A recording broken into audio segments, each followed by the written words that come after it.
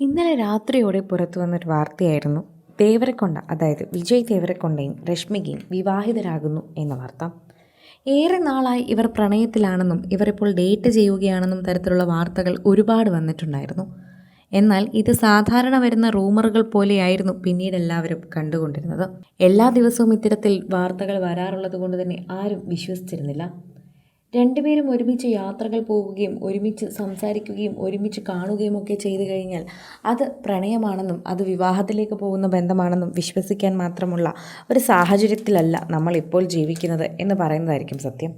എന്നാൽ അതിനോടൊപ്പം തന്നെ ഇപ്പോഴിതാ ഇവരുടെ ഈ വാർത്ത, അതായത് ഇവർ വിവാഹം കഴിക്കാൻ പോകുന്നു എന്ന വാർത്ത ശക്തമായി കേൾക്കുന്നു എന്ന് തന്നെ പറയാം. സോഷ്യൽ മീഡിയയിൽ എല്ലാവരും ഏറ്റെടുക്കുന്നൊരു വാർത്തയായി തന്നെ ഇത് മാറുകയും ചെയ്യുന്നുണ്ട് എന്ന് പറയാം. പ്രേക്ഷകർ വളരെ കൃത്യമായി തന്നെ ഈ വാർത്തയെക്കുറിച്ച് ഏറ്റെടുക്കുകയും ഒക്കെ ചെയ്യുന്നുണ്ട്.